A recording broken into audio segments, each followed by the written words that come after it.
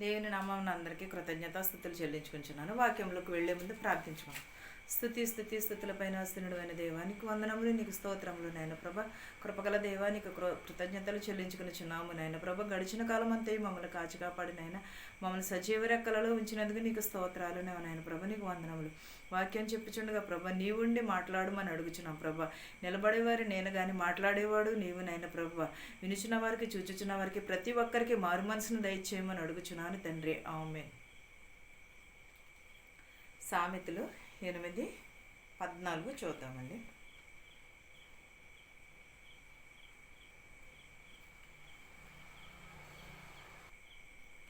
ఆలోచన చెప్పుటయు లెస్సైన జ్ఞానమును వినుటయు నా వశము. జ్ఞానాధారమును నేనే, పరాక్రమమును నాదే. ఏంటదండి? యెషయా 9:6 చూద్దామండి. యెషయా 9:6.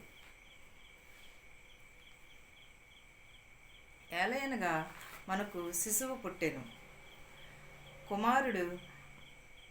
మనకు కుమారుడు అనుగ్రహింపబడెను. ఆయన భుజముల మీద రాజ్యభారం ఉండును.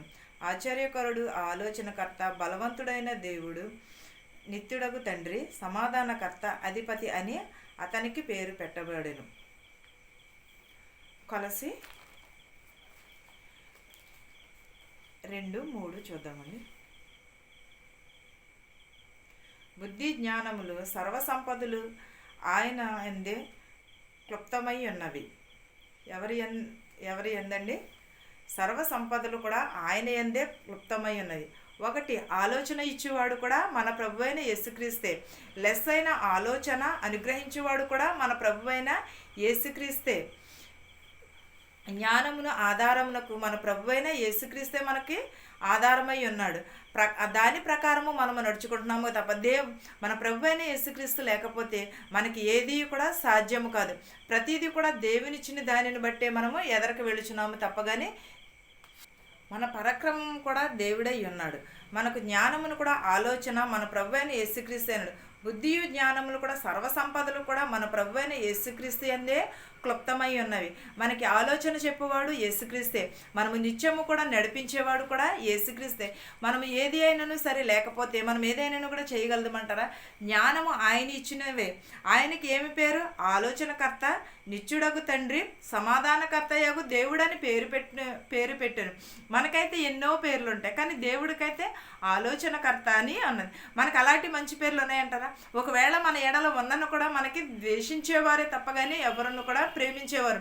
ఎందుకనంటే మనము దేవుని కంటే మనం గొప్పవారం కాదు. దేవుని కంటే మనము ఎంత జ్ఞానమును కూడా, ఎంతోమంది జ్ఞానవంతులు ఉన్నారు బైబిల్లో, ఎంతోమంది తెలివి కలిగిన స్త్రీలు ఉన్నారు, పురుషులు ఉన్నారు. అయినను కూడా దేవుడు ఎడల మనము ఎంత భయమును భక్తిని కలిగి ఉంటే మనకి అంతే. తగ్గించుకొని ఉండటం వలనే మనము హెచ్చింపబడతాము. అంతేగాని మనకి తగ్గించుకునే స్వభావం లేనప్పుడు మనము ఎంత ప్రార్థించినను కూడా ఏం చేస్తున్నాను కూడా అది వ్యర్థమే అయి ఉంటుంది. వ్యర్థమే తప్పగానే మనకి దేవుడు మనకిచ్చిన అవకాశమును బట్టి మనము సద్వినియోగం చేసుకోవాలి. ఆలోచన చెప్పుటయు లెస్సైన జ్ఞానమును ఇచ్చుటయు కూడా ఆయన వశములై ఉన్నవి. జ్ఞానాధారమును కూడా దేవుని ఎడలనే ఉన్నాయి. పరాక్రమములు కూడా దేవుని ఎడలై. మన ఎడల మనకి ఏది ఉన్నది, ఏది చేసినా కూడా ఆలోచనకర్త కూడా దేవుడే. మనకి లెస్ అయిన ఆలోచన ఇచ్చుచున్నాడు. మనము దానిని బట్టి మనము ఎదరికి వెళ్ళాలి. మనం నీతిని అనుసరించి నడుచుకోవాలి, జ్ఞానమును అనుసరించి నడుచుకోవాలి. జ్ఞానమందును దేవుని భయముని అందును మనము కూడా దేవుని ఎడల మనము నడుచుకోవాలి. అది మానేసి మనం ఇష్టం వచ్చినట్టుంటే దేవుడు మనకి ఏదో ఒక రోజున శిక్షిస్తూ ఉంటాడు. దేవుడు మన ఎడల ఎంతో కనికరమును, ప్రేమను కలిగి ఉన్నాడు. దాని అందైనా సరే మనము దేవునికి విధేయత కలిగి జీవించాలి. మనం ఎప్పుడూ కూడా కీర్తనలు 91:3 చూద్దామండి.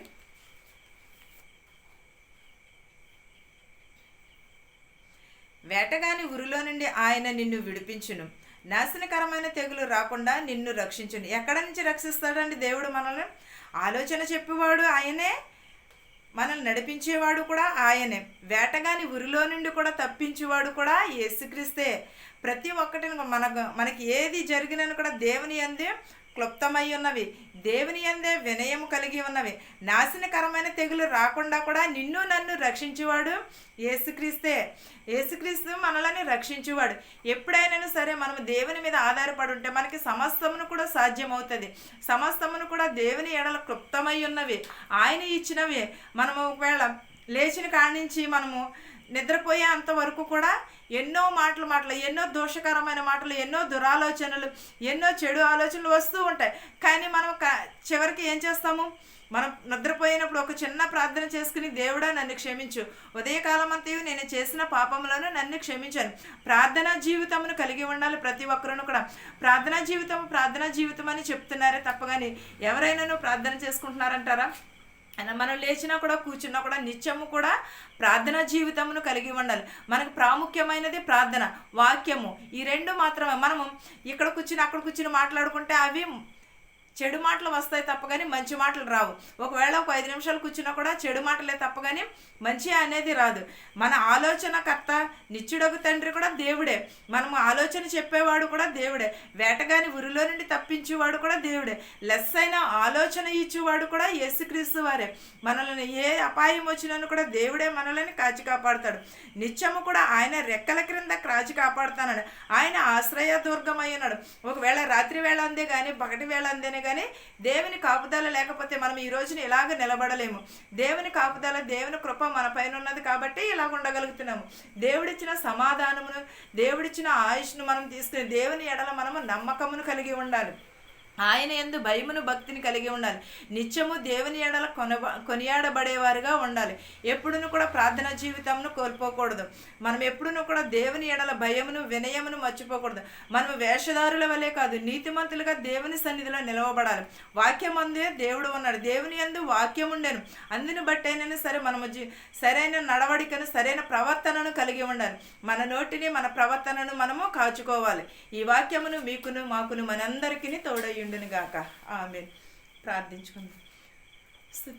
స్తుతులపైన ఆసీనుడైన దేవా, నీకు స్తోత్రములు, నీకు వందనాలు నాయన ప్రభా. మమ్మల్ని ప్రభ సురక్షితంగా ఉంచినందుకు నీకు లెక్కలేని స్తోత్రాలు నాయన ప్రభా.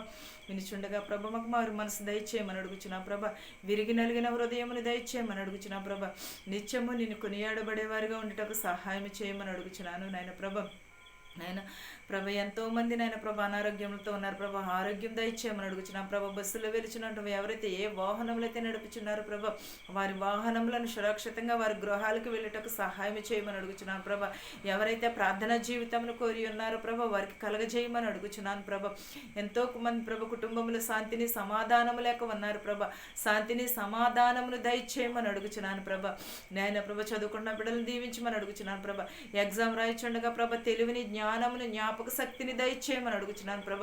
ఎగ్జామ్లో ప్రభ రాసి చదువుని అని గుర్తొచ్చి రాసి పాస్ అవడానికి సహాయం చేయమని అడుగుచున్నాను నాయన ప్రభ. ప్రతి యవనస్తులను దీవించమని అడుగుచున్నాను ప్రభ. యవనరాలను ప్రతి ఒక్క బిడ్డని దీవించమని అడుగుచున్నాను నాయన ప్రభ. విధవరాలను దీవించమని అడుగుచున్నాను నాయన ప్రభ. ప్రతి ఒక్కరి కుటుంబంలో ప్రభ శాంతిని సమాధానమును దయచేయమని అడుగుచున్నాను ప్రభ. ఎంతోమంది నాయన ప్రభ ఈ ప్రార్థన లేక బాధపడుచున్నారు ప్రభ. వారందరికీ ప్రభ ప్రార్థనా జీవితంను దయచేయమని అడుగుచున్నాను నాయన ప్రభ. మా దేశాలని, మా సంఘాలని దీవించమని అడుగుచున్నాను నాయన ప్రభ. నీకు స్తోత్రం నాయన. ఇతర దేశంలో వెలుచున్న వారిని, వచ్చుచున్న వారిని క్షేమంగా వారి గృహాలకి చేర్చమని అడుగుచున్నాను నాయన ప్రభ. నిత్యము నిన్ను స్తుతించేవారుగా దయచేయమని అడుగుచున్నాము నాయన ప్రభ. నాయన ప్రభ, నీకు వందనములు, నీకు స్తోత్రాలు యేసయ్యా. నాయన ప్రభ, మా శత్రువుల్ని, మిత్రువుల్ని కూడా దీవించమని అడుగుచున్నాం ప్రభ. ధనికులనేమి, భేదాలనేమి దీవించమని అడుగుచున్నాను నాయన ప్రభ. ఉన్నటి వారిని, లేనటి వారిని కూడా దీవించి ఆశీర్వదించమని అడుగుచున్నాను నాయన ప్రభ. ఇంకను ఎవరినైతే మర్చిపోయి ఉంటే వారందరినీ కూడా దీవించి ఆశీర్వదించమని నా ప్రార్థనను ప్రభ నీ పాద సన్నిధికి చేర్చుకోమని అడుగుచున్నాను తండ్రి. ఆమేన్. పరలోకమందున్న మా తండ్రి, నీ నామము పరిశుద్ధపరచబడును గాక, నీ రాజ్యం వచ్చును గాక, నీ చిత్తము పరలోకమందు భూమియందు నెరవేరునట్లును మానుదినాహారము నేడు మాకు దయచేయము. మరణస్థులను మేము క్షమించిన ప్రకారము మరణములను క్షమించుము. దుష్టుని నుండి, శోధన నుండి తప్పించుము. రాజ్యమును, శక్తియు, మహిమయు నిరంతరము నీవై ఉన్నావు మా తండ్రి. ఆమేన్. ఆమేన్. అందరికీ వందనాలు.